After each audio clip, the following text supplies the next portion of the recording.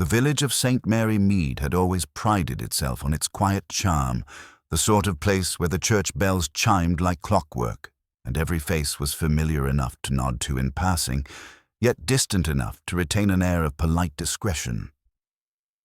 On this particular spring evening the village was unusually vibrant, for Mrs. Emily Ravenscroft had organized her annual garden party, a tradition that had endured longer than any villager could remember.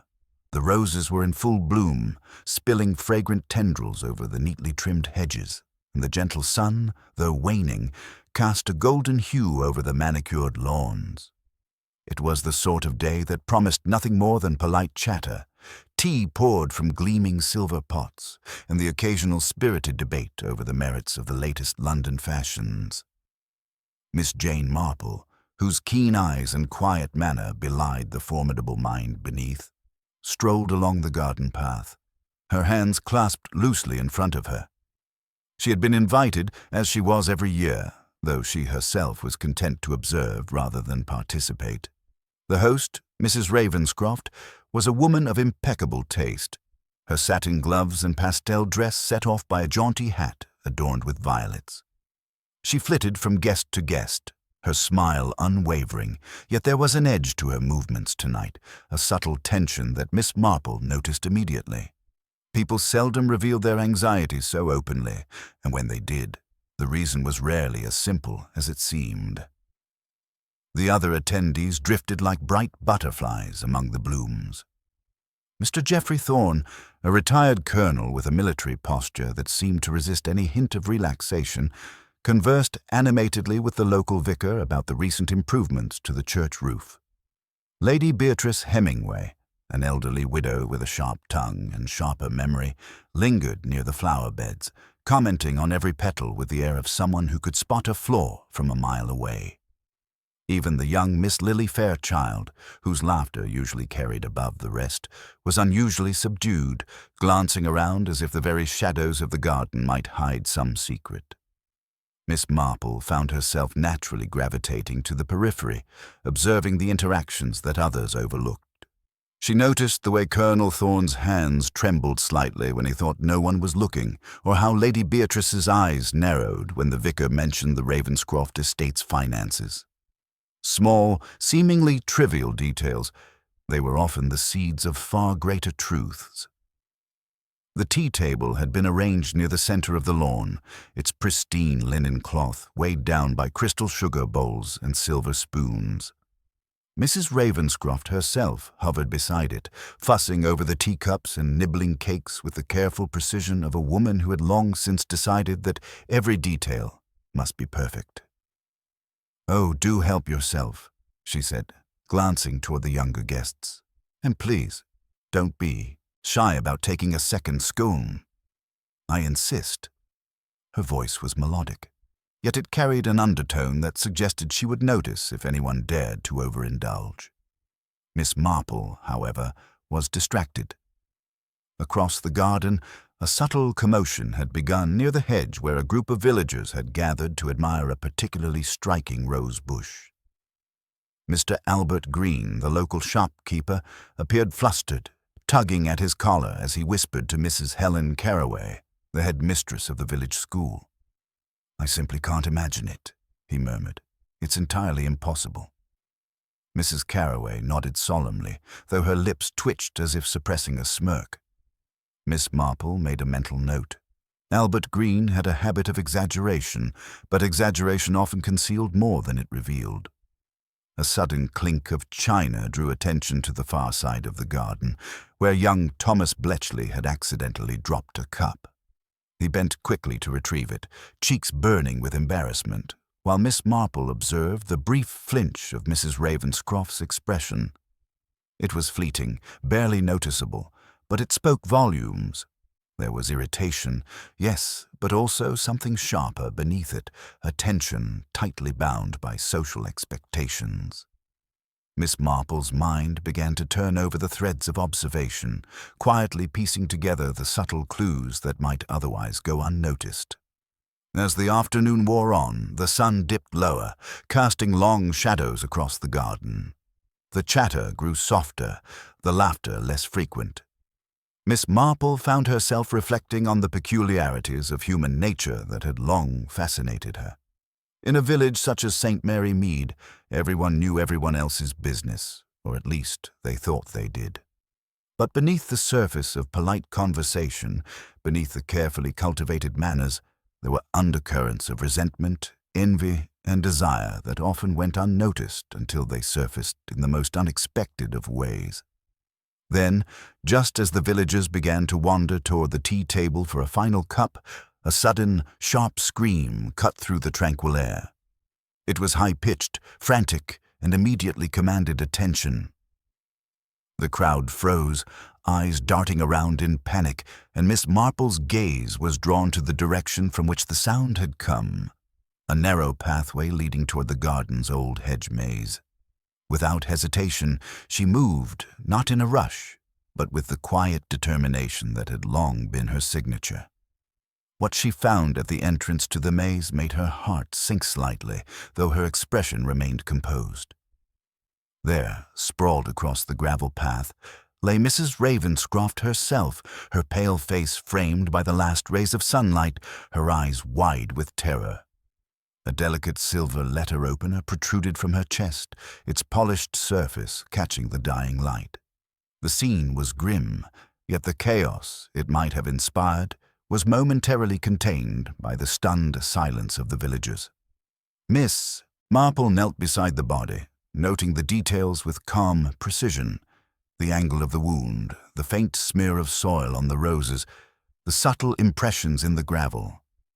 Nothing escaped her attention, not even the faint scent of perfume mingling oddly with the metallic tang of blood. And though she said nothing aloud, a quiet certainty began to form in her mind. This was no accident, no sudden illness. This was murder. The garden, once so vibrant, now seemed to hold its breath. The laughter, the gossip, the gentle clinking of teacups, all vanished in an instant, replaced by a heavy, unsettling quiet. Miss Marple, rising slowly, let her eyes sweep over the assembled villagers. Each face reflected shock, disbelief, and a certain unspoken fear. Yet beneath those expressions, she could sense the first stirrings of something far more potent. Secrets waiting to be revealed, lies ready to unravel, and a mystery that demanded to be solved. In that moment, as the sun slipped behind the hedges and shadows lengthened across the garden, Miss Marple understood one undeniable truth. The peaceful veneer of St. Mary Mead had been shattered, and a silent night of murder had begun. The news of Mrs. Ravenscroft's death spread through St. Mary Mead like a sudden winter frost, chilling even the sunniest of hearts. In moments, the once bright garden was a tableau of stunned faces, whispered exclamations, and the occasional sharp intake of breath. The villagers stood in small clusters, exchanging glances that mixed incredulity with a flicker of suspicion. Miss Marple, who had remained quietly composed at the edge of the gathering, observed it all with her usual attentiveness. The outward expressions were one thing, but the subtle shifts in posture, the nervous fidgeting of hands, the micro-expressions of eyes and lips, these were the signals that often revealed the hidden truths of human behavior. "I cannot believe it," Mrs. Helen Carraway murmured to Mr. Albert Green, her voice trembling slightly as she clutched her handbag with both hands. "Murder, here, in our peaceful village. Whatever next?" Mr. Green's brow furrowed, his eyes darting toward the hedge maze where the tragedy had occurred. "It's unimaginable," he said, though there was an edge of excitement in his tone, the thrill of scandal breaking through the initial shock. "Do you suppose it could have been—" He hesitated, glancing around as if the very suggestion might be considered improper in polite company. "You mean one of us?" Mrs. Carraway whispered, her gaze flicking toward the larger crowd. Her words were barely audible, but the implication hung heavily in the air. In St. Mary Mead, the idea that one might commit such an act against a neighbor was almost unthinkable. Yet tonight, the veneer of civility had been shattered. Miss Marple listened quietly, nodding slightly, as the villagers began to voice theories of every conceivable kind. There was Mr. Geoffrey Thorne, who muttered something about a botched robbery, though his eyes lingered suspiciously on the younger men present. Lady Beatrice Hemingway, on the other hand, insisted that it was a long-standing family feud, though she could offer no concrete details. Even Miss Lily Fairchild, usually cheerful and naive, whispered to a friend about a tragic accident, her wide eyes betraying a hint of unease that suggested she doubted her own explanation. Gossip, as Miss Marple well knew, was the lifeblood of a village, and tonight it flowed unchecked. Every whispered speculation, every hasty judgment, revealed as much about the speaker as it did about the crime itself. The retired colonel, ever the authority figure, declared that the police should be summoned immediately, while a small group of younger villagers murmured amongst themselves, their curiosity teetering dangerously close to morbid fascination. The local constable, a diligent man named Inspector Brooks, soon arrived on the scene, his notebook in hand and a face set in determined seriousness. "Everyone, please remain calm," he instructed, raising a hand to quiet the murmuring crowd. "I will require statements from each of you, and no one is to leave the garden until I have spoken with you." His tone was firm, yet polite, and it immediately imposed a sense of order, though it could not entirely suppress the whispers. Miss Marple approached the inspector quietly, offering her condolences with gentle words. "It is a terrible thing," she said softly, almost as if to herself.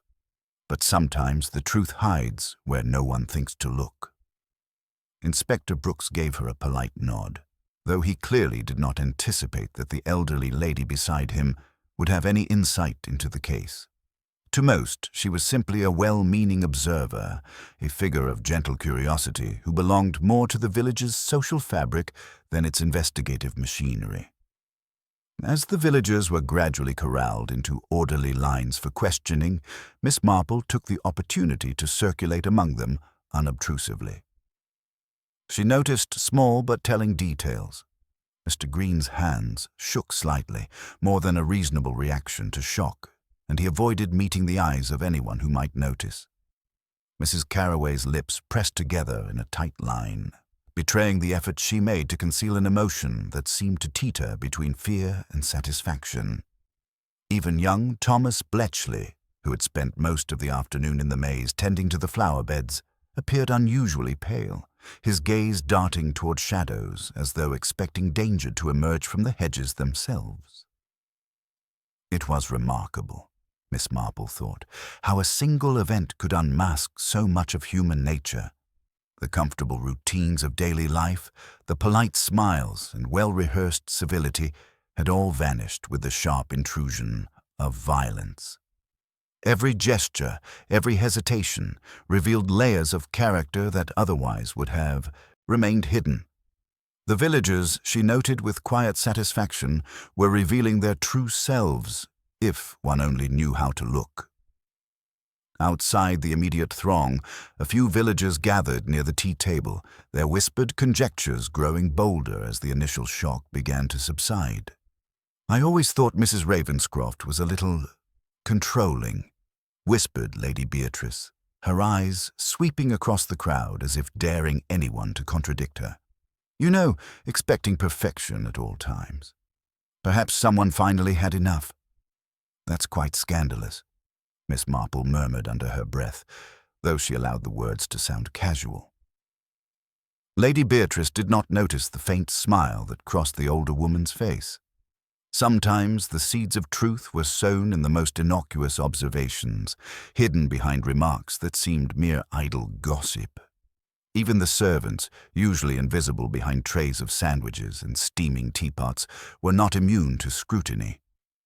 Miss Marple noted the way the parlour-maid, Mary Ellison, lingered just beyond the main throng, her fingers nervously twisting the hem of her apron.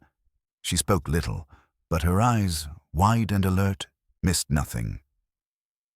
Miss Marple filed that away quietly. Every observer, however humble, could carry a piece of the puzzle. By the time Inspector Brooks had begun his formal questioning, The village had settled into a tense rhythm of whispered conversations and furtive glances. Each new theory was offered with the same mixture of disbelief and eager speculation. Robbery, accident, long-standing vendetta, or some unknown intruder from outside. Miss Marple, however, listened in silence, cataloguing each reaction, weighing each word, and noting the slight inconsistencies that most would dismiss as mere nervousness. Beneath the murmurs and the polite shock, she sensed a different current entirely, a web of relationships, rivalries, and secret histories that would inevitably play a role in the events to come. This was more than a tragic interruption of a garden party. It was the first tremor in a subterranean network of motives, and Miss Marple, as always, was already beginning to trace the lines of its hidden structure. The sun dipped below the horizon, casting long shadows across the garden, and for the first time, the villagers felt the true weight of the night's events. The cheerful chatter of the afternoon was gone, replaced by a silence heavy with uncertainty. And as Miss Marple observed the faces around her, some anxious, some evasive, some barely hiding curiosity, she understood that St. Mary Mead would never look the same again. The first whispers of suspicion had begun, and the quiet machinery of human intrigue had started to turn. By the following morning, St. Mary Mead had taken on the uneasy air of a village under siege. The roses in Mrs. Ravenscroft's garden still bloomed with careless beauty, oblivious to the violence that had so abruptly marred their perfection. But the villagers moved among them with tentative steps, glancing over their shoulders and whispering behind cupped hands. The constable had established a temporary headquarters in the Ravenscroft drawing-room, and Miss Marple, as was her custom, had arrived early, not to intrude, but to observe. Inspector Brooks, efficient and earnest, busied himself with taking formal statements. He had already begun to form theories, most of which seemed to hinge on the obvious. Robbery, perhaps an unexpected quarrel, or even a passing stranger who had taken advantage of the garden's secluded paths. To him, the solution seemed almost a matter of methodical elimination. Yet Miss Marple knew better. Human behavior, not circumstance alone, would reveal the truth. And already the first inconsistencies had caught her attention. She started with the servants. Mary Ellison, still visibly anxious, was careful with her words but unguarded in small ways. The quick glance at a particular chair, the nervous tugging at her apron, the way she avoided mentioning certain guests. Miss Marple noted each detail, filing it away with the precision of a librarian cataloguing rare volumes. Even the most innocent gestures could be a signpost toward the truth. The gardener, Mr. Alfred Pevensie, was another study in restrained emotion.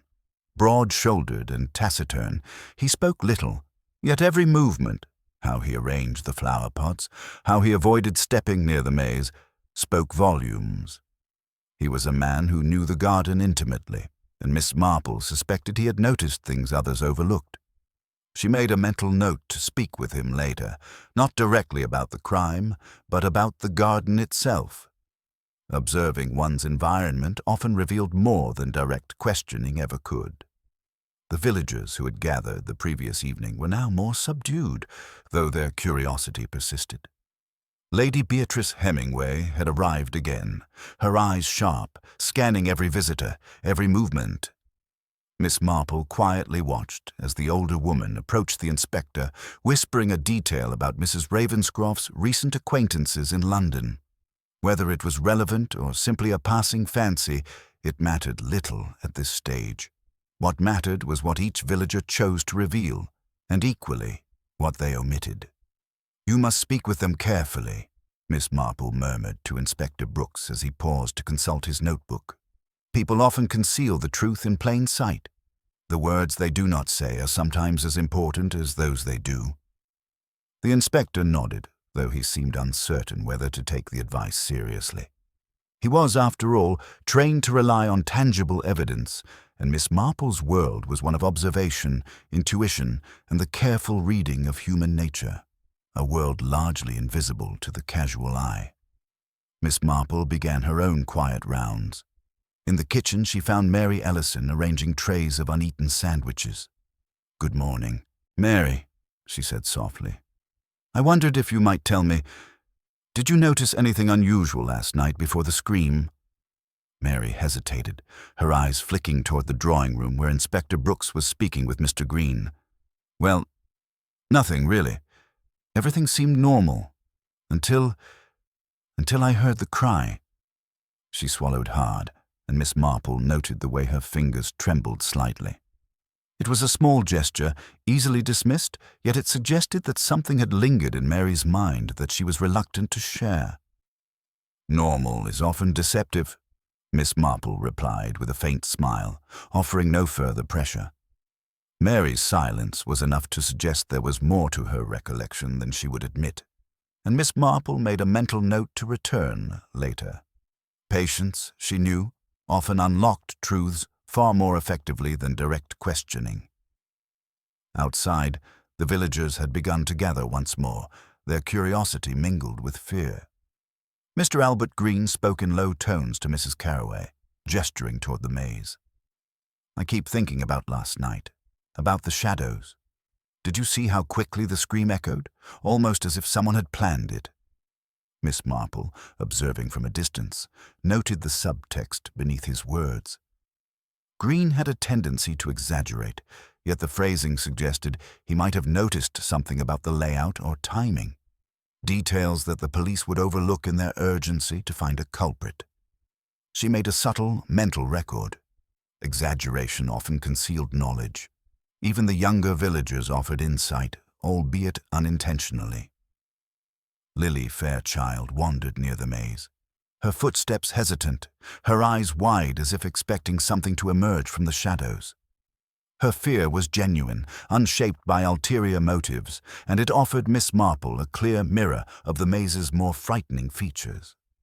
Observing how a child reacted to the environment often revealed what was extraordinary in what adults dismissed as mundane. By mid-morning, Inspector Brooks had questioned nearly everyone formally, and the initial reports had begun to coalesce around a simple theory. A guest, perhaps offended or embittered, had lashed out in a moment of passion. Yet Miss Marple remained unconvinced. There were patterns emerging, yes, but the puzzle pieces did not align with the apparent simplicity of the theory. She had already noted the subtleties in gestures, the contradictions in statements, and the faint traces of concealed emotion that no formal report would capture. At length, she returned to the edge of the garden where the maze began in earnest. The gravel path was raked neatly, almost mockingly so, in stark contrast to the chaos that had occurred there. Miss Marple walked slowly along the edge, her eyes tracing the pattern of footprints, the impressions of last night's commotion. Small details caught her attention, a scuff on a flower pot, a faint smear of soil along the path. The slightly displaced hedging that suggested someone had paused there. None of it was dramatic, none of it screamed guilty party, yet each detail added weight to a picture only she could discern. Miss Marple paused, letting her gaze sweep over the gathering crowd. The villagers continued to chatter, oblivious to the threads she was following. And as she observed, a quiet understanding began to form, like a soft melody gradually taking shape from scattered notes. The villagers' peace had been shattered, yes, but beneath the apparent disorder, patterns existed. Human nature, she knew, left traces that were subtle, often invisible to all but the most attentive observer. And Miss Marple, as always, was watching. By late morning, the village of St. Mary Mead had settled into a rhythm of controlled tension. Inspector Brooks, ever methodical, had completed his initial round of interviews and was beginning to form a preliminary picture of the events. In his view, the crime was straightforward, almost painfully so. Someone at the party, motivated by irritation or resentment, had taken advantage of the evening's relative privacy to strike. A suspect, he believed, could be identified by a combination of opportunity and motive, nothing more. The first individual to draw serious scrutiny was Mr. Albert Green. The village shopkeeper, ordinarily affable and generous with gossip, had been unusually eager to speak with the inspector. His behavior the previous evening had included nervous glances, hesitant speech, and a curious insistence on recounting the events near the maze. It was enough for Brooks to consider him a prime suspect. "Green, you were close to the hedge when the scream rang out," Brooks stated firmly. "Can you account for your movements?" Albert's expression faltered, his eyes flicking to the assembled villagers as if seeking reinforcement. I was just walking past," he stammered. "I heard the scream and ran to help, as anyone would." Miss Marple, standing slightly apart, observed the subtle hesitation, the slight tension in his hands, the uneven cadence of his speech. It was a typical reaction for someone startled, she noted, and yet there was a fleeting micro-expression, a flash of defensiveness, that suggested he was keenly aware of the suspicion already mounting around him. Perhaps he had noticed how quickly the eyes of others turned toward him, or perhaps there was something more. Miss Marple filed it away, careful not to draw attention to her thoughts. The second suspect, in Brooks' mind, was young Thomas Bletchley. The boy had been tending to the flower beds near the maze and had appeared pale and unsettled throughout the evening. Inspector Brooks questioned him with gentle firmness. "Thomas, did you see anyone approach Mrs. Ravenscroft?" Thomas shook his head, his small hands clutching the notebook the inspector had given him. "No, I didn't see anything. I only heard the scream. I don't know." His voice wavered, and he looked to the ground, avoiding all eye contact. To Brooks, the boy's nervousness seemed sufficient to raise concern. Miss Marple, however, saw something different. Fair, yes, but also truth. Children often reacted without pretense, and she believed Thomas's hesitation was that of a frightened witness, not a guilty party. Then there was Mrs. Helen Carroway, whose subtle excitement the previous night had not escaped Miss Marple's attention. She was a woman accustomed to social influence, to guiding opinion and observation with a carefully modulated word. She had suggested the possibility of a feud, her voice tinged with barely concealed satisfaction, and though there was no evidence linking her to the act, her eager speculation had a distinct flavor of opportunism. People who thrived on attention often acted in ways that revealed more than they intended. Miss Marple noted the interactions between these individuals, observing what the inspector might have dismissed as inconsequential. Albert Green's nervous twitches, Thomas Bletchley's honest fear, and Mrs. Carroway's subtle preening. Each, she realized, was a potential source of information, yet none seemed to offer a complete picture. She understood that the first suspects were rarely the true ones. Obvious motives and convenient positions often served to conceal more than they revealed. Meanwhile, the villagers whispered among themselves. Lady Beatrice Hemingway moved from group to group, offering sharp commentary and insinuations about the potential killer. "Mark my words," she said, her voice carrying an edge of authority. "One of us is not what they appear. You may trust no one tonight." Her words, though casual in tone, carried the weight of a warning, and several villagers shivered despite the warm morning air. Colonel Geoffrey Thorne, for his part, expressed confidence in the investigation's progress. "It is a simple matter of logic," he asserted, tapping his cane decisively on the floor. "Identify the person closest to the victim, consider the opportunity, and the culprit will be found. No need to overcomplicate." Miss Marple listened to this, as she always did, with a small, knowing smile. To the colonel, everything was a matter of clear steps and visible evidence, but human nature rarely adhered to such neat logic. She had long learned that the most cunning deceivers often hid in plain sight, their motives obscured by ordinary routines and predictable behavior. As the morning wore on, the inspector conducted a lineup of statements, cross-referencing movements and alibis. Albert Green insisted he had remained near the hedge path. Thomas Bletchley maintained he had been distracted by the flower beds, and Mrs. Carroway continued to weave her subtle narratives.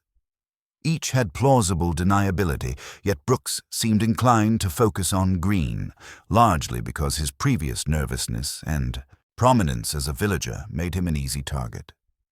Miss Marple, however, began to notice the small discrepancies that no one else seemed to perceive. A scuff mark on the gravel near the maze appeared inconsistent with Green's path. Thomas Bletchley had inadvertently mentioned seeing a shadow in a location far from where he claimed to be, and Mrs. Carraway's careful recollections included an odd mention of the silver letter opener's positioning, one that did not align with the body's final rest. These were minor details, easy to dismiss, but in Miss Marple's experience, minor details were often the keystone of a greater truth. She observed the villagers' reactions as well. Each face revealed hints of discomfort, subtle shifts in posture, averted eyes, or the occasional nervous laugh. Even those not formally questioned gave away small pieces of information through behavior alone. Miss Marple catalogued it all silently. She had learned long ago that people were rarely consistent in their deception. The truth often seeped through cracks in character, emerging unbidden when one least expected it. By noon, the first official conclusions were being whispered. Albert Green remained the chief suspect. Thomas Bletchley was considered merely frightened, and Mrs. Carraway's involvement was tentatively dismissed as idle speculation. Yet Miss Marple felt a quiet unease. The pieces did not yet fit together, and the true pattern, the one hidden behind a mask of ordinary appearances, had not revealed itself. She returned to the hedge maze, moving slowly along the gravel path, noting impressions in the soil and displaced foliage.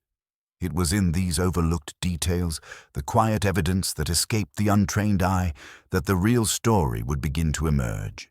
And Miss Marple, as always, was prepared to listen, to watch, and to wait. For in St. Mary Mead, the first suspects were rarely the last, and the true murderer, she suspected, was still at large, cloaked in the comfortable guise of normalcy.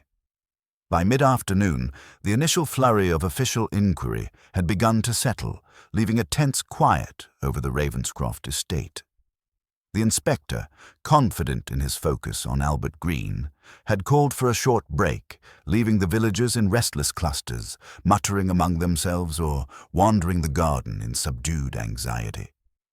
Miss Marple, however, moved with deliberate purpose, her eyes sweeping over every detail with the patience and care of a woman accustomed to noticing what others ignored. She returned once more to the hedge maze, retracing the steps of the previous night.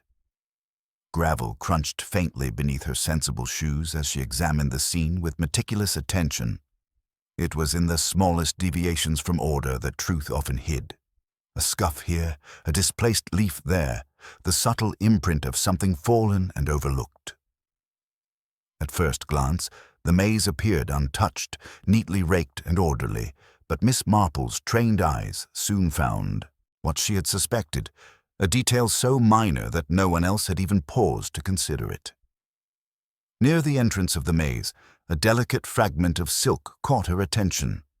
It was pale, almost white, lightly frayed along one edge, and caught on a thorn of the hedge as though it had been torn during a struggle. Miss Marple bent down, examining it carefully. The fabric was expensive, far beyond what any of the servants or local tradespeople would wear, and yet too fragile for a man's attire. It was the sort of clue that could easily be dismissed, yet she understood its potential significance immediately. She recalled Lady Beatrice Hemingway's costume from the garden party, pale lavender with cream lace, refined and delicate, as if designed to draw admiration. But Miss Marple's mind also went back to Mrs. Ravenscroft herself. The hostess's gown had been a shade of soft pink, perfectly complementary to the garden roses. Neither fabric seemed a perfect match for the fragment she now held. Her thoughts lingered on Lily Fairchild, the young girl who had appeared unusually timid the previous evening. Children's dresses could be delicate, yet nothing in Miss Marple's memory of Lily's attire matched the quality of the silk she now examined. The fragment's placement was equally telling. It was at the hedge's edge, a point where someone might have paused during a confrontation or been forced to turn abruptly. It did not lie in the direct path of any of the first suspects as identified by the inspector, and yet its presence demanded explanation. Miss Marple tucked it carefully into her handkerchief, knowing that sometimes a small, overlooked object held the key to a story that words could not tell. While she pondered, a shadow moved nearby, drawing her attention. It was Thomas Bletchley, the boy who had been tending the flower beds near the maze. He approached cautiously, as though unsure of whether to speak. "Miss Marple," he began, voice low, I found something else." From behind his back, he produced a small silver button, engraved with an intricate pattern. Miss Marple took it in her hand, turning it over with careful fingers. The button was not ordinary. It bore the mark of a fine dressmaker, a detail that immediately aligned with the silk fragment. It was unmistakably from an expensive garment, the sort of clothing that would be worn by a lady of refinement rather than a servant or tradesman. Miss Marple's mind moved quietly, connecting the pieces. Silk fragment caught in the hedge, silver button nearby, and the odd inconsistencies she had already noted in the accounts of those present at the garden party. "What makes you think it's important, Thomas?" she asked gently, careful not to frighten him. I don't know," he said, hesitating. "It was just lying there. I thought maybe it had fallen when something happened." He glanced at the hedge maze, and the unease in his eyes betrayed the truth. He had stumbled upon evidence, but he did not yet understand its significance. Miss Marple smiled faintly, offering reassurance. "Sometimes the smallest things reveal the largest truths. Thank you for showing me, Thomas. You've been very helpful." She tucked the button alongside the silk, her mind already beginning to weave a theory. Turning her attention back to the main garden, she observed the villagers from a discreet distance.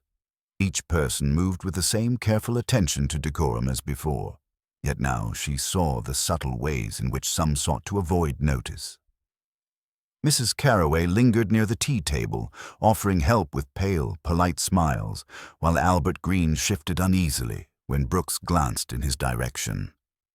Lily Fairchild stood by a rose arbor, fingers nervously twisting the hem of her dress, her gaze occasionally drifting toward the maze. Lady Beatrice remained vigilant, eyes narrowing at the slightest movement, yet her attention seemed almost performative, as if she wished to be seen as perceptive. Miss Marple considered the juxtaposition of these behaviors alongside the physical evidence. The fragment of silk and the button suggested involvement of a lady, someone accustomed to refined dress and capable of moving unnoticed in polite company. That alone ruled out the obvious suspects in Inspector Brooks's mind. Albert Green, Thomas Bletchley, and even the outspoken Mrs. Carroway. The pieces were slowly beginning to shift the landscape of suspicion. She recalled the brief flinch in Mrs. Ravenscroft's expression when Thomas had dropped the teacup the previous evening, the fleeting irritation masked by practiced composure. Subtle, almost imperceptible gestures like this, when combined with tangible clues such as the fabric and button, often revealed connections that the untrained eye would never suspect. Miss Marple's attention returned to the hedge maze itself. The entrance and exit were narrow, forcing anyone passing through to move in a constrained manner. The placement of the silk and button suggested that the person had paused near the entrance, perhaps struggling with something, or perhaps attempting to appear casual while hiding intent. The evidence was indirect, subtle, yet undeniable in its implications. As she stood quietly, observing, a realization settled in her mind. The first suspects were convenient and obvious, but the true perpetrator was likely someone overlooked, blending effortlessly into the polite routines of the village. Miss Marple, as always, would have to rely on her understanding of human nature, her attention to the smallest deviations from habit, and her patience. The hidden clue, trivial to the casual observer, had opened a door that others could not yet see. And through that door, the truth, layered, deceptive, and intricate, was beginning to emerge.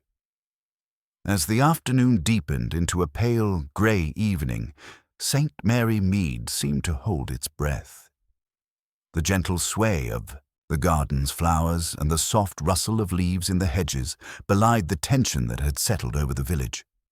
Miss Marple moved quietly among the assembled villagers, noting the subtle ways in which fear and curiosity had begun to erode the careful masks of civility.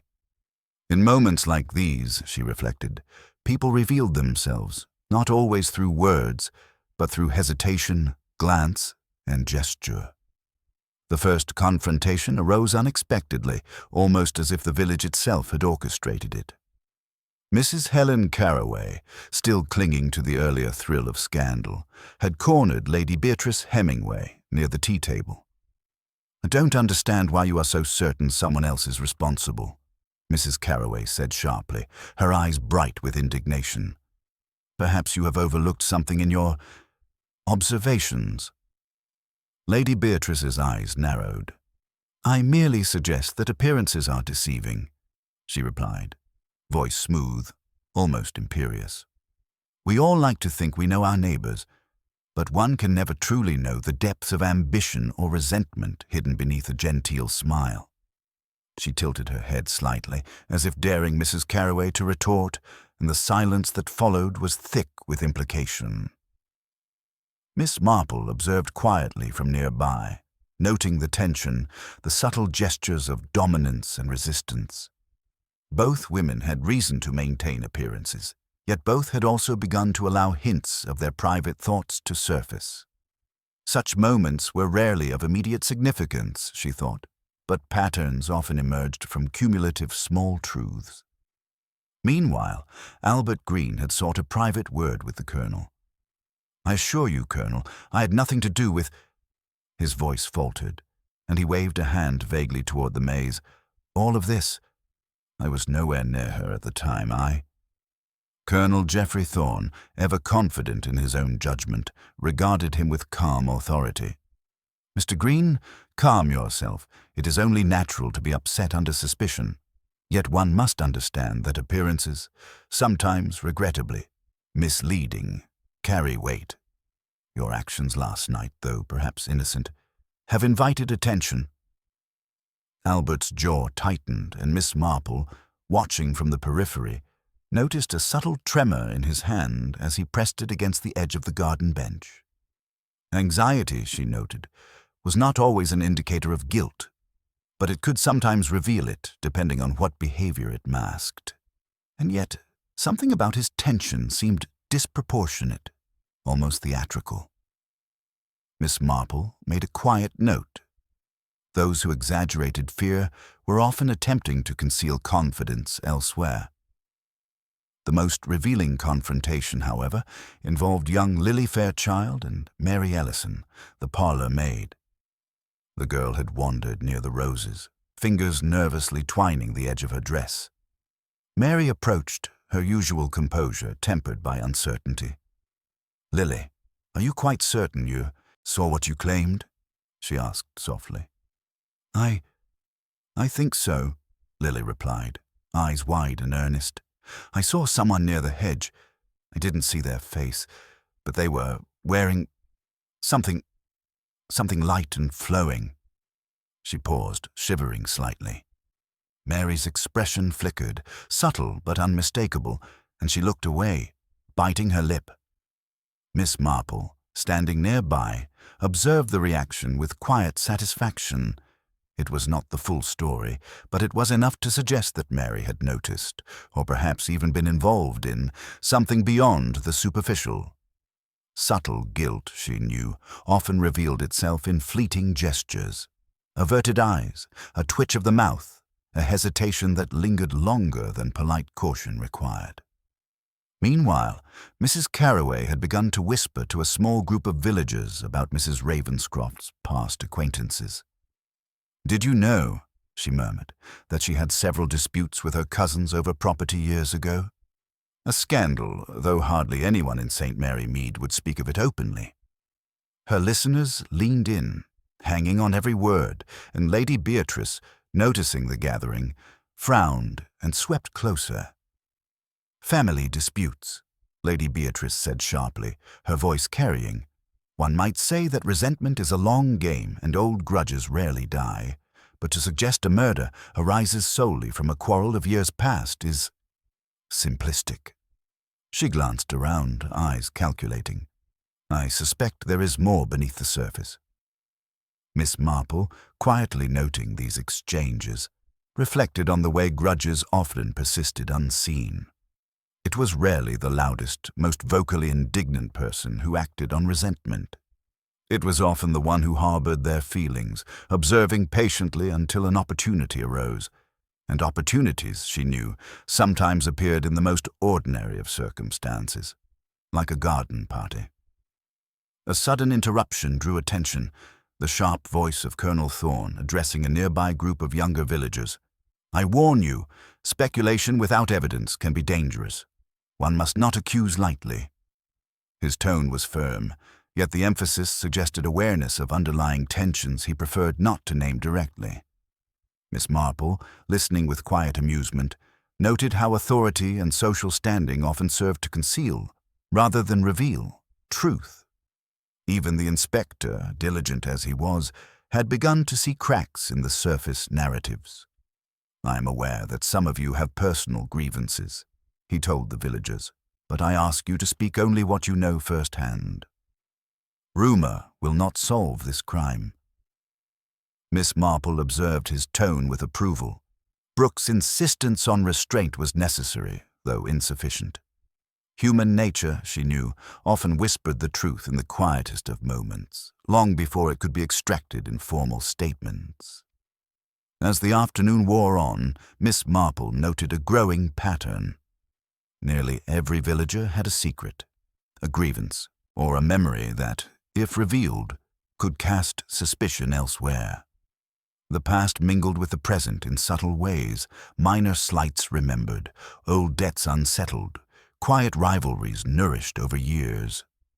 Each revelation, however trivial in isolation, contributed to a lattice of human motives, any one of which might explain the tragedy. Miss Marple walked slowly back to the edge of the maze, her gaze sweeping over the hedges, the paths, and the scattered rose petals. She thought of the silk fragment and the silver button discovered earlier, clues overlooked by all but herself. Every small confrontation, every revealed secret, and every subtle gesture began to coalesce in her mind. The village's apparent normalcy was merely a veil. Beneath it, she recognized the currents of resentment, fear, and ambition. And in those currents, she sensed the presence of the true murderer, someone adept at blending in, observing the villagers while hiding their own hand. The confrontations had revealed motives, but none had yet revealed opportunity or courage to act. Miss Marple's task, she realized, was not merely to note behavior, but to watch for the moment when pretense faltered, when a small act of instinct exposed the truth. The sun dipped lower, and shadows stretched across the garden, casting familiar shapes into unusual patterns. The first wave of confrontations had been navigated, secrets lightly exposed, and tensions subtly escalated. Miss Marple remained at the periphery, calm and patient, knowing that beneath the polite discourse and carefully constructed alibis, the threads of the true story were quietly intertwining. And in St. Mary Mead, the quiet observer knew that when those threads pulled taut, the truth, careful, deliberate, and hidden, would finally emerge. The following evening arrived with an unseasonably chill wind, curling around the cottages of St. Mary Mead and rattling the window panes with an eerie insistence. The village, still reeling from the events at the Ravenscroft garden, had returned to a fragile semblance of normality, though an undercurrent of unease persisted. Miss Marple, as always, walked quietly through the familiar streets, nodding politely to those she passed, her sharp eyes noting every twitch of the lips, every hesitant step, every subtle glance toward the past day's events. Just as the villagers began settling for a modest evening at home, an urgent knock sounded at the door of the local inn. The innkeeper, Mr. Wainwright, called for silence, his voice echoing off the worn wooden beams. "Someone must have seen something.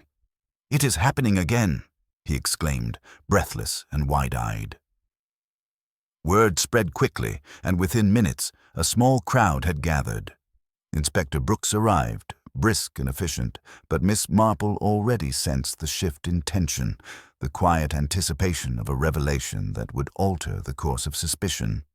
The twist, she reflected, was rarely the dramatic act itself.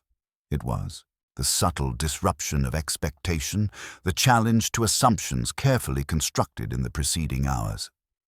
The new development was simple, yet jarring. A valuable necklace, previously displayed in Mrs. Ravenscroft's parlor, had vanished. Its absence was not immediately violent, as a scream or a body would indicate, but its disappearance carried equal weight. Jewelry was a private possession, a reflection of taste and status, and the manner in which it had been taken, or removed, suggested someone intimately familiar with both the household and its routines. Albert Green, already under suspicion, was quick to protest. "I had nothing to do with this," he insisted, hands raised defensively. "I have no need for trinkets. His voice broke, and his glance darted toward the other villagers. Miss Marple, observing quietly, noted the almost imperceptible tightening of his jaw, the rapid blinking, the restless shifting of his feet.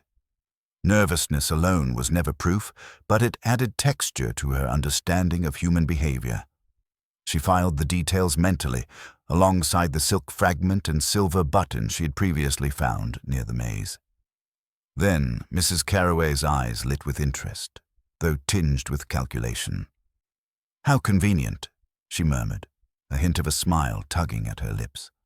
"One might almost think it is a deliberate distraction, a way to shift attention from other matters." Her gaze flicked toward Lady Beatrice Hemingway, who, in turn, raised an eyebrow. The social dance had begun anew, subtle but unmistakable, a competition of insinuation and careful observation. Lily Fairchild, too, had noticed the disruption. She whispered to Mary Ellison, "Do you think, could it be the same person, the one I saw near the hedge?" Mary's lips pressed together, a momentary flicker of anxiety passing over her face. Miss Marple observed, making a quiet note. The girl's words were tentative, fearful, yet they carried a truth born of unfiltered observation, a quality adults often overlooked. Inspector Brooks, undeterred, sought to impose order. "We shall search the premises immediately," he declared, motioning to his men. "No one leaves until we establish the facts." The villagers reluctantly obeyed, though the undercurrent of tension made the proceedings anything but smooth. As the search commenced, Miss Marple moved among the rooms, her eyes scanning the familiar patterns of domestic life for anything amiss. In the library, she noticed a slight indentation on the carpet near the mantelpiece, a subtle mark almost invisible to the casual eye. She knelt, brushing a stray bit of dust aside, revealing a faint smear of residue that had likely transferred from the clasp of the necklace. The subtle displacement suggested not a hurried theft, but a careful, deliberate act, one executed with knowledge of the house and its routines. The discovery shifted her thoughts. This was not a crime of opportunity. It was planned, executed by someone who understood both the physical layout of the estate and the social dynamics of its occupants. Her attention returned to the villagers, and she began to scrutinize the behaviors anew. Mrs. Carroway lingered unusually near the mantelpiece, ostensibly to assist in the search, yet her posture and expressions suggested something more, a delicate performance designed to appear helpful while testing reactions. Albert Green hovered at a distance, eyes darting nervously, his earlier gestures now appearing slightly exaggerated, almost rehearsed. Lily Fairchild and Mary Ellison moved quietly, observing without comment, their awareness betrayed only by the subtle shifts in their expressions. The most intriguing figure, however, was Lady Beatrice Hemingway. She remained calm, composed, and distant, yet Miss Marple detected in her measured movements a careful scanning of each villager. Every glance, every tilt of the head, every micro-expression seemed calculated to gauge others' reactions, revealing a depth of observation almost rivaling her own. Lady Beatrice, Miss Marple mused, was a woman who could read social cues with precision, a potential asset or obstacle depending on where her loyalties lay. Then, unexpectedly, Lily whispered, her small voice breaking the tense quiet. "Miss Marple, I think I know where it is." All eyes turned to the girl. She led the way, cautiously but decisively, toward a small niche behind a tall bookcase in the library. The inspector followed reluctantly, brushing aside the shelves as Lily's small hands pointed to a hidden compartment. There, nestled safely but conspicuously, lay the missing necklace. Gasps echoed through the room. Albert Green's face paled further, Mrs. Carraway's expression shifted into one of delicate surprise, and Lady Beatrice's gaze lingered on the girl with interest. Miss Marple, however, remained calm, examining the context with her accustomed patience. The hiding place, so cleverly chosen, suggested a person familiar with both the estate and the expectations of those around them. It was deliberate, a psychological misdirection designed to deflect suspicion from the true orchestrator. "Remarkable," Miss Marple murmured softly, more to herself than to anyone else. "The object is found, yet the question remains, why was it taken, and by whom?" Inspector Brooks, flustered by the sudden resolution of the apparent theft, muttered something about opportunity and motive, his mind already racing toward conventional explanations. Miss Marple's gaze, however, remained quietly analytical. The twist had shifted the focus, unsettled the obvious suspects, and revealed hidden dimensions to the crime.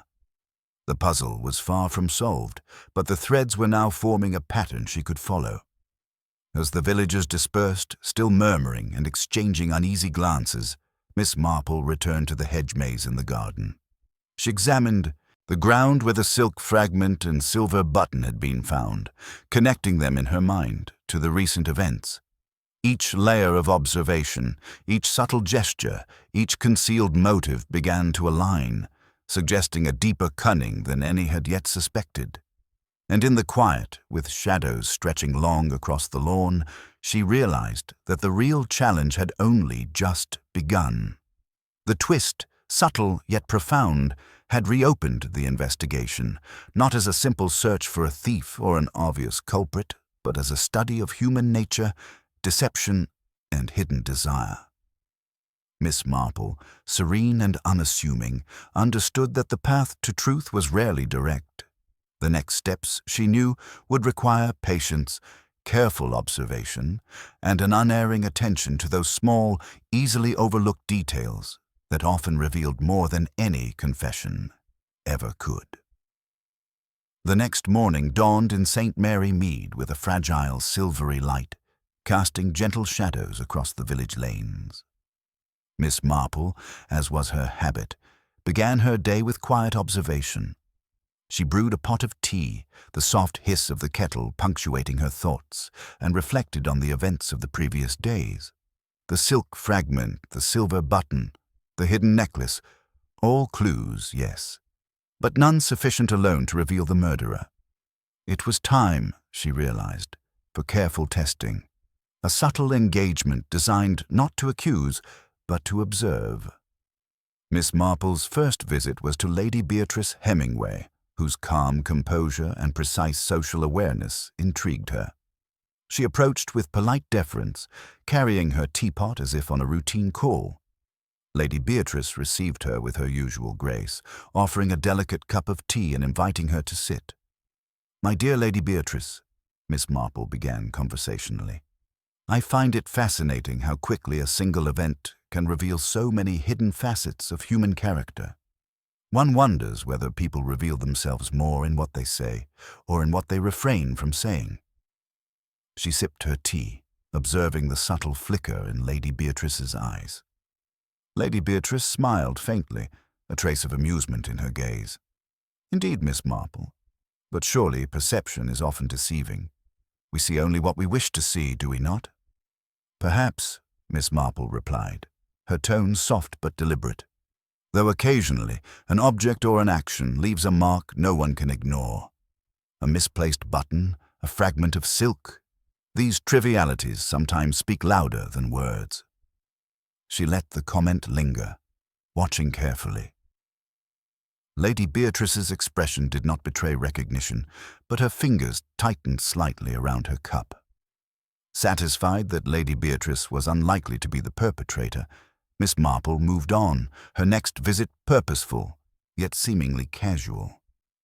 She arrived at the Ravenscroft estate, where Mrs. Ravenscroft herself had begun to show signs of strain beneath her polished exterior. Miss Marple offered a few words of comfort before subtly steering the conversation toward the events in the garden maze. "I've been pondering, dear Mrs. Ravenscroft," Miss Marple said gently, "the way people move in moments of tension. It is often not what they do that is significant, but the instinctive hesitation, the tiny gestures they cannot control." She observed Mrs. Ravenscroft carefully. The hostess's gaze darted slightly, briefly focusing on the hedge maze outside, then away, almost imperceptibly. "Gestures?" Mrs. Ravenscroft asked, her voice tinged with curiosity and uncertainty. "Yes," Miss Marple replied, keeping her tone light. "For example, when a button falls or a silk fragment is caught in the hedge, people often react differently depending on their knowledge of the event. Some glance away, some feign ignorance, and others, well, they cannot help but betray a fleeting recognition." She smiled faintly, as if discussing nothing more than a casual observation about village life. Mrs. Ravenscroft shook her head, as if confused but not alarmed. "I cannot imagine who would do such a thing," she murmured. Miss Marple simply nodded, allowing the ambiguity to rest in the air. It was then that Miss Marple turned her attention to the maid, Mary Ellison, who had been quietly observing the interactions, her hands folded in front of her. Miss Marple approached her in a tone both casual and attentive. "Mary, my dear, tell me, when one is nervous, do they tend to fidget with small objects? Perhaps buttons, pins, or even a piece of silk?" Mary's eyes widened slightly, and she glanced toward the door before returning her gaze to Miss Marple. I suppose some might, ma'am," she stammered, twisting the edge of her apron. Her fingers lingered briefly on the hem as if unconsciously repeating the very action Miss Marple had mentioned. Miss Marple allowed the moment to pass without comment, her mind quietly cataloguing. Small, instinctive gestures, repeated under the pretense of innocence, often revealed knowledge or culpability. She noted Mary's fleeting anxiety, the way her eyes shifted toward the hedge maze without being prompted, and the slight tightening of her jaw when the silk fragment was mentioned. The inspector arrived shortly after, as if on cue, seeking information from Mrs. Ravenscroft about the necklace. Miss Marple engaged him briefly, casually remarking on the subtle behavioral clues that often went unnoticed. Brooks listened politely, though his focus remained on tangible evidence and statements, unaware of the psychological groundwork Miss Marple had quietly laid. Returning once more to the hedge maze, Miss Marple paused to examine the area in light of her morning conversations. The silk fragment, the silver button, and the hidden location of the necklace all aligned to suggest someone with intimate knowledge of the estate's routines. The person had acted deliberately, with foresight and precision, yet had also left minor traces born of instinct or human error. Miss Marple's final test would come in the afternoon, at a modest gathering in the garden, under the pretense of enjoying tea and small talk. She observed the villagers as they arrived, noting postures, glances, and the tiny reactions to each casual comment she made. She mentioned the events of the garden party lightly, observing who reacted with genuine curiosity, who showed signs of unease, and, most importantly, who betrayed recognition when the silk and button were discussed in passing. Mrs. Carraway, predictably, leaned forward, eager to comment, though her words were cautious. Albert Green avoided her gaze, fidgeting with his sleeve, and Lady Beatrice maintained her polished demeanour, eyes flicking subtly between others. Lily Fairchild watched quietly, eyes bright with attentiveness, while Mary Ellison, the maid, shifted slightly, fingers brushing against the hem of her uniform, a faint, instinctive echo of earlier behaviour. Miss Marple smiled inwardly. The threads were aligning. The test, subtle yet deliberate, had revealed the cracks in composure, the fleeting gestures of guilt, and the instinctive movements that could not be faked. The clues she had gathered over days, the fragment of silk, the silver button, the hidden necklace, and now the behavior of those around her, were converging. By observing without accusation, engaging without pressure, and noting the instinctive human responses, Miss Marple had drawn the net ever tighter around the individual who had believed themselves clever enough to evade scrutiny. The time for subtlety was nearing its end. The final revelation, she knew, would come from the interplay of human nature itself, not force or interrogation. And in that quiet afternoon, beneath the gentle shadow of the Ravenscroft estate's hedges, Miss Marple prepared to watch, wait, and, when the moment was right, expose the truth that had long been hidden in plain sight. The garden was quiet that late afternoon, the soft hum of bees and the occasional rustle of leaves providing a gentle backdrop to the tension that lay beneath the polite veneer of St. Mary Mead. Miss Marple, seated on a wrought iron bench with her teacup poised delicately in her hands, allowed the villagers to gather around her as if by chance. Her calm demeanour belied the precise orchestration that had led to this moment.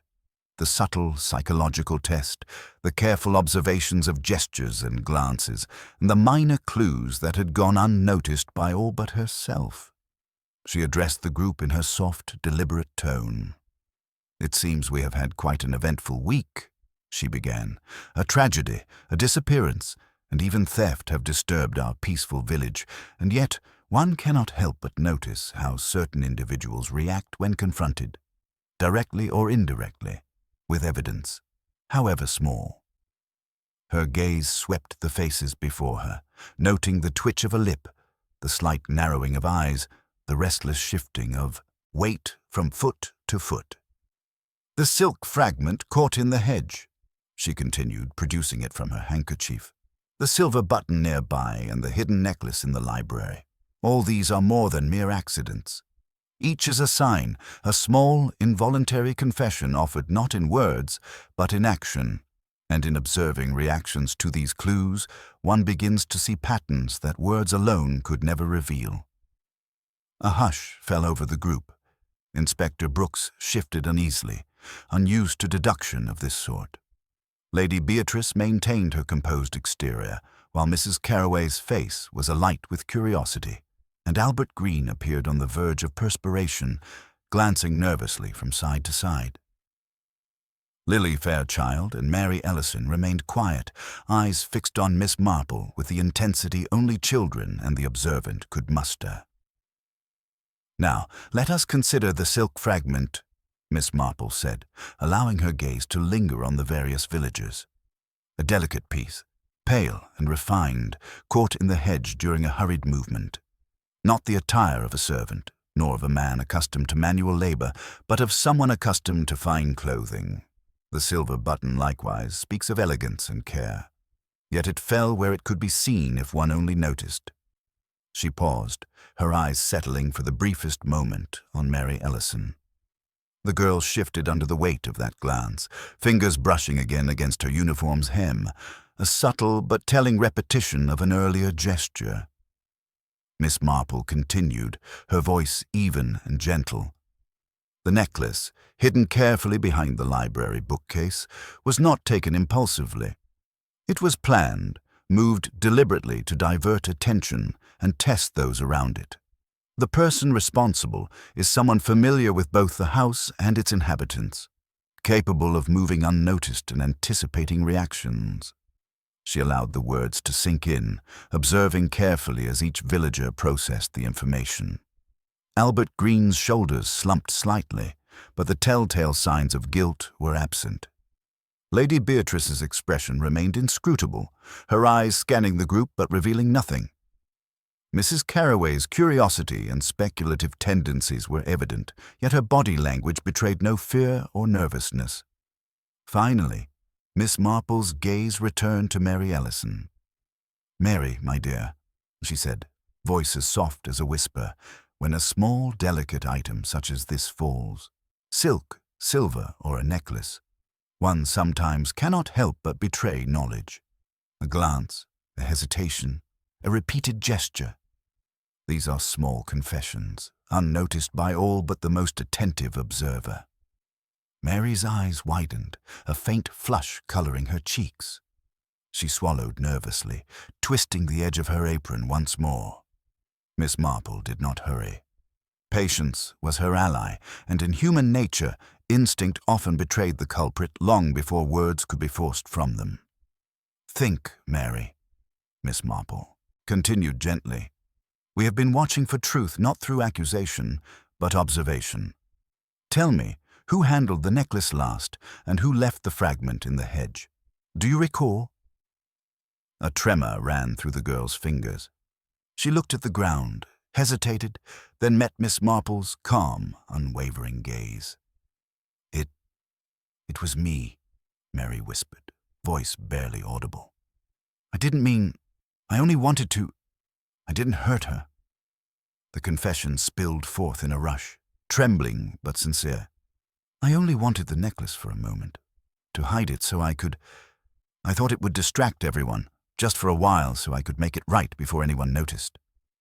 Miss Marple nodded, not a trace of judgment in her expression, only understanding. "You see, dear, the truth is rarely concealed for long. Even careful planning leaves traces, fragments, buttons, gestures, that speak more clearly than words ever could. You acted out of fear and impulse, but your instinctive behavior betrayed the story of your actions." The villagers gasped, some murmuring softly in surprise. Albert Green let out a breath he hadn't realized he was holding. Lady Beatrice's eyes widened, a flash of admiration passing unnoticed in her otherwise composed demeanor. Mrs. Carraway muttered a startled comment about the cleverness of the maid, and Lily Fairchild's face reflected relief and understanding, as if the puzzle pieces had finally aligned. Inspector Brooks, momentarily flustered, cleared his throat. "I see. Well, Mary, I believe we shall need to make formal arrangements," he said, though his tone was tempered with evident relief that the true perpetrator had been revealed without further harm. Miss Marple added softly, her gaze lingering on the girl. "Remember, Mary, people act out of weakness, fear, or desire. What matters most is that one learns from mistakes and chooses honesty when opportunity allows." She allowed her words to settle, her quiet wisdom offering both admonition and comfort. And so, in that gentle garden, beneath the soft autumn light, the mystery of Ravenscroft's garden party was resolved. The threads of deception, anxiety, and instinct had been woven together with subtle observation, patience, and an understanding of human nature. The silk fragment, the silver button, and the hidden necklace, all small, almost trivial details, had guided Miss Marple to the truth, unnoticed by all but her. The villagers, though shaken by the revelation, began to return to their routines, aware now that even in the most ordinary lives, secrets could manifest in unexpected ways. And Miss Marple, serene and ever composed, reflected quietly on the lesson once more. The truth lies not in force or accusation, but in careful attention to the human heart. The following morning in St. Mary Mead was crisp and calm, a gentle frost glimmering on the garden hedges and rooftops, as if the village itself had been scrubbed clean by the night. The air was filled with the familiar sounds of everyday life, the distant clatter of the bakery's early preparations, the rustle of skirts along the cobbled streets, and the quiet murmur of neighbors exchanging greetings. To an outsider, all seemed serene, yet those who had witnessed the events of the past week knew that the village bore the faintest shadow of unease, a residual tremor of the unsettling truth now uncovered. Miss Marple, with her usual poise, moved slowly along the garden path toward the small lane that led to the center of the village. Her shawl was wrapped snugly around her shoulders, and her eyes, bright with quiet comprehension, scanned the world with the habitual combination of curiosity and wisdom. Though the mystery had been resolved, she knew well that human nature rarely settled so completely. Suspicion, resentment, and secret ambitions lingered, hidden beneath the surface, waiting for their moment to re-emerge. The Ravenscroft estate, now peaceful, had begun to resume its usual rhythm. Mrs. Ravenscroft herself was engaged in arranging flowers in the drawing-room, her hands moving with careful precision as if to restore the visual harmony of her home after the disruption. She had thanked Miss Marple more than once, her gratitude quiet but sincere, acknowledging that the solution lay not in force or authority, but in the subtle guidance of a perceptive mind. Mary Ellison, the maid whose actions had precipitated much of the recent drama, had returned to her duties with a subdued demeanor. She moved about the household with quiet attentiveness, clearly weighed by the memory of her impulsive decision. Miss Marple had spoken with her briefly, gently reminding the young woman that everyone makes mistakes, but that understanding and honesty could restore balance and respect. Mary's relief was evident, though tempered by the awareness that the consequences of her choices had rippled far beyond her own intentions. In the village square, a few villagers gathered, exchanging soft murmurs about the recent events. Mrs. Carroway, ever alert to gossip, spoke in tones carefully modulated to avoid offense, yet charged with curiosity. "Well, who would have thought the maid?" she remarked, shaking her head. "It seems one can never truly know those around us. The cleverest plots are often woven by the least expected hands." Lady Beatrice, passing nearby with her usual composure, merely smiled faintly and nodded, her eyes reflecting a mixture of admiration and bemusement. Even in moments of revelation, civility and subtle observation remained her chosen language. Albert Green, relieved at the resolution, appeared lighter in step as he crossed the lane, offering polite nods to neighbors he had avoided during the height of suspicion. Miss Marple noted the shift in his demeanor, a small but telling demonstration of how the lifting of suspicion could restore not only reputation, but also composure. As the morning progressed, Miss Marple wandered to the hedge maze, pausing at the locations where the silk fragment and silver button had been discovered. She examined them quietly, her mind replaying the sequence of events, the subtle theft of the necklace, the test of observation she had conducted, and the final revelation of Mary's impulsive actions. Each detail, however minor, had contributed to the larger picture, revealing not only the solution, but also the intricacies of human nature and the inevitability of instinctive truth surfacing under scrutiny. She reflected on the villagers' reactions during the revelation, the delicate shock, the unspoken relief, the measured admiration for her approach. In these subtle responses lay confirmation of a principle she had long observed, that while humans might act deceptively, even the most cautious gestures betray intentions if watched with patience and understanding.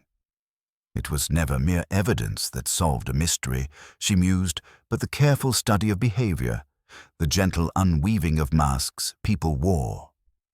The village, despite its brief upheaval, had begun to return to routine. Shops opened, children played along the cobbled streets, and the soft clink of teacups echoed from local cottages.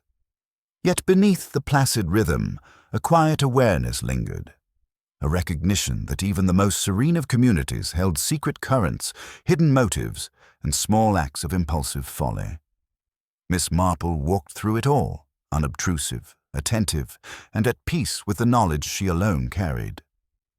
By midday, she returned to the Ravenscroft garden, where Mrs. Ravenscroft had arranged a small tea gathering, partly to restore normalcy and partly to offer thanks. Miss Marple joined the group, seated gracefully, listening as conversation drifted from mundane matters to the softer curiosities of daily life.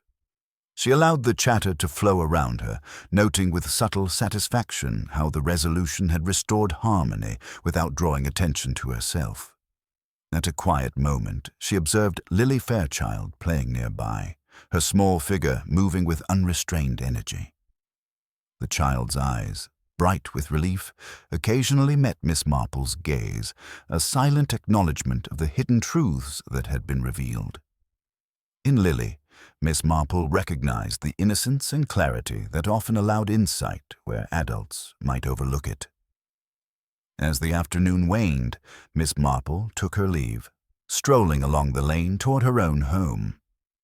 She paused briefly at the edge of the village, looking back at the rooftops, the gardens, and the softly winding lanes.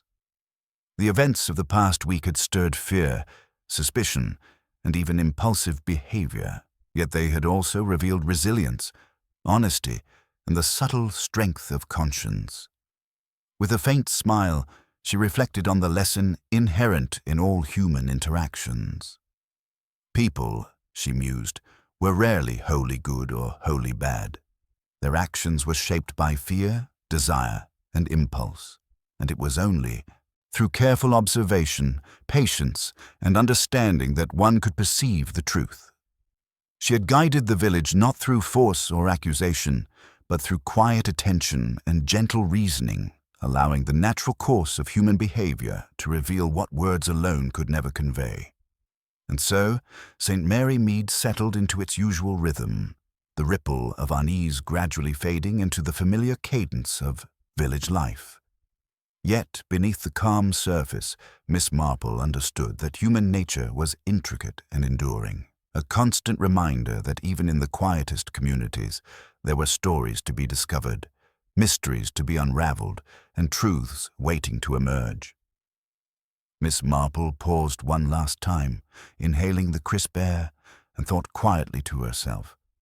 It was never the outward appearance that held the answers, but the subtle gestures, the instinctive movements, and the small, often overlooked signs that revealed the heart of the matter. And in that, she found both satisfaction and reassurance, for the quiet observer, as always, had seen more than anyone else.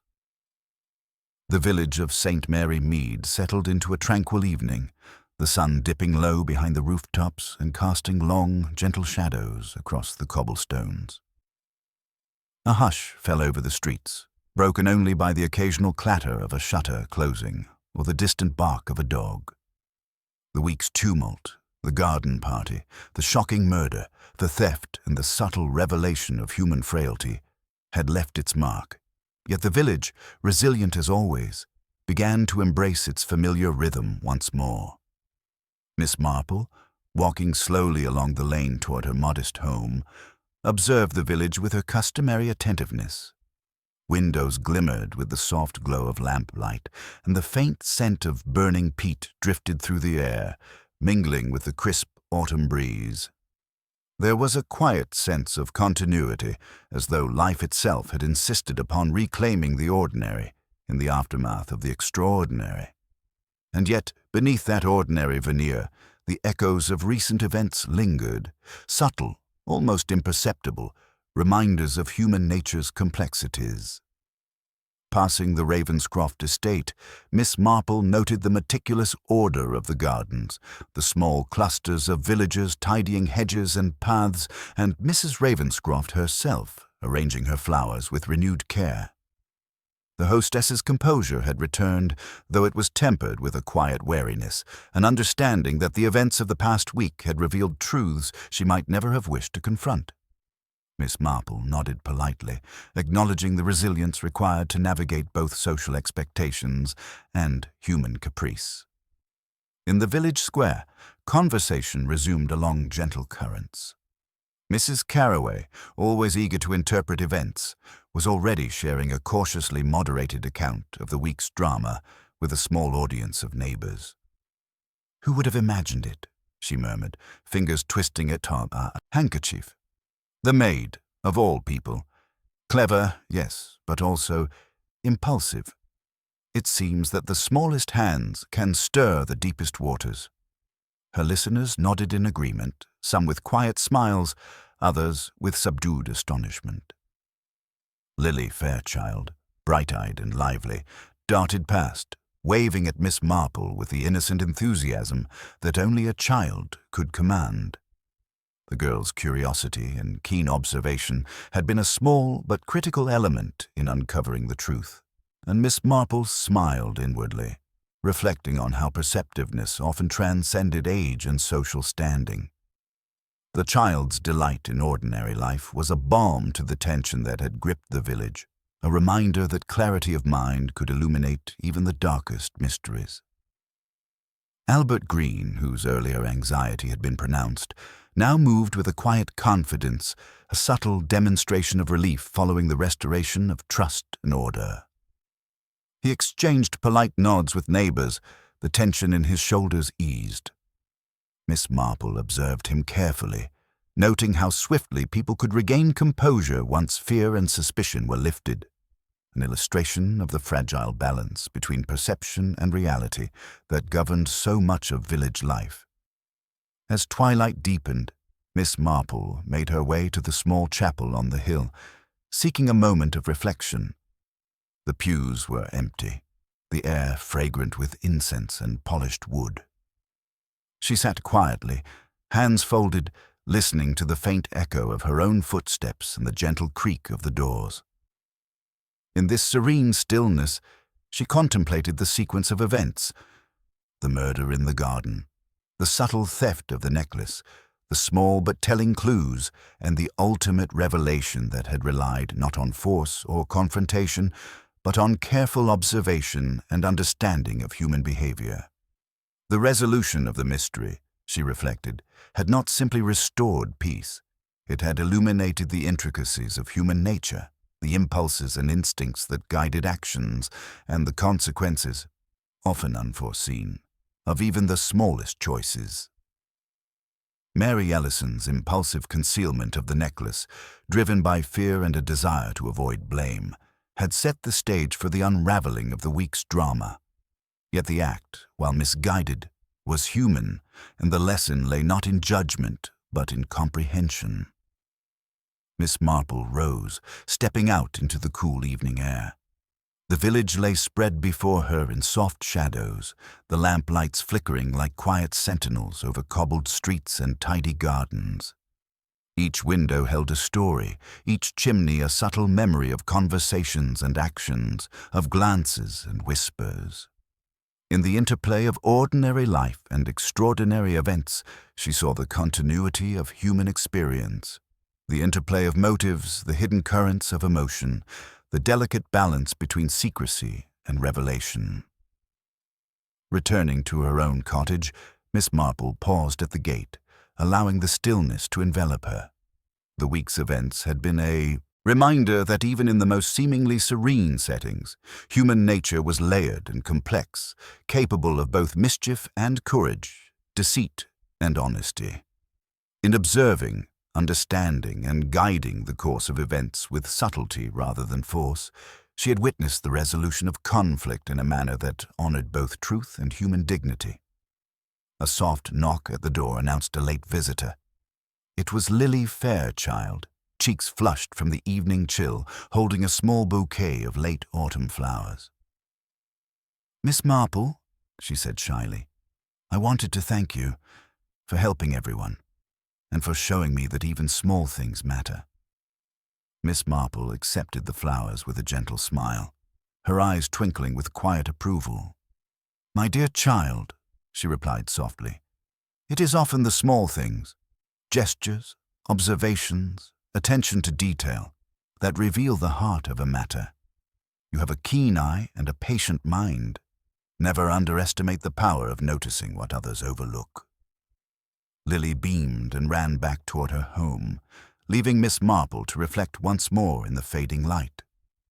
The village, now calm and orderly, carried with it a renewed sense of understanding, not only of events past, but of the human tendencies that lay beneath the surface.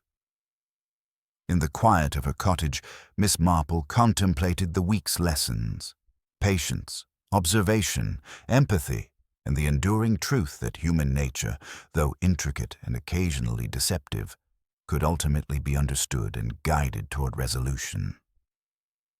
The night fell gently, a cool calm settling over St. Mary Mead. Windows glimmered faintly, and the distant stars appeared, small but steadfast in the darkening sky. Miss Marple, serene and reflective, sipped her tea, a quiet satisfaction in her heart.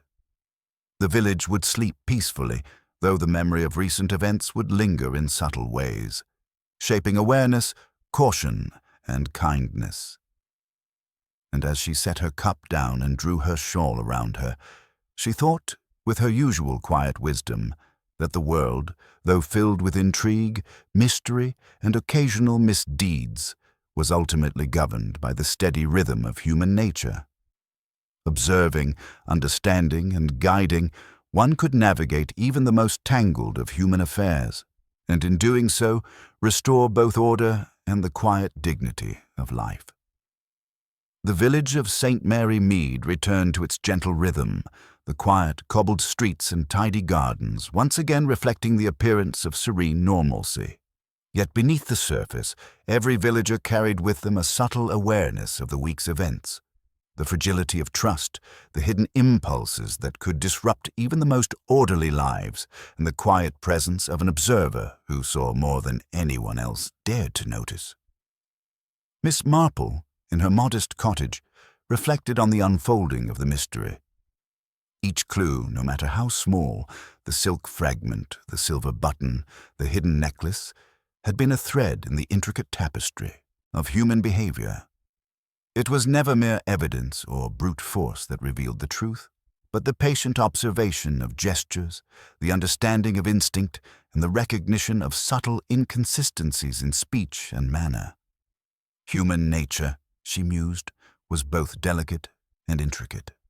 Fear, desire, and impulse often guided actions more powerfully than reason, and even the most careful attempts to conceal the truth could not erase the involuntary signs that it left behind. The resolution of the crime, accomplished without confrontation but through gentle perception and insight, was a reminder that understanding could illuminate what accusation alone could never achieve. In the quiet aftermath, the villagers learned, consciously or not, that the ordinary lives they led were interwoven with secrets and small deceptions. They understood that kindness, patience, and attentiveness were not merely virtues, but tools to navigate the complexities of human interaction. Mary Ellison, though chastened by her impulsive actions, had been given an opportunity to learn, to reconcile, and to grow. A testament to the quiet balance of justice and compassion that Miss Marple always observed. And as the stars appeared over St. Mary Mead, sparkling in the crisp night sky, Miss Marple sipped her tea by the window, the soft glow of the lamp illuminating her thoughtful expression.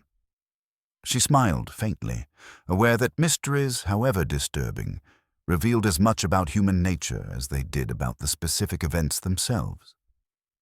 In her calm, steady way, she understood that the world would continue in its rhythms, the lessons quietly remembered, and the village, though touched by tragedy, would endure. The quiet of the night settled over the cottages and gardens, a gentle testament to the enduring truth that careful observation, patience, and a deep understanding of human nature could unravel even the most hidden of secrets.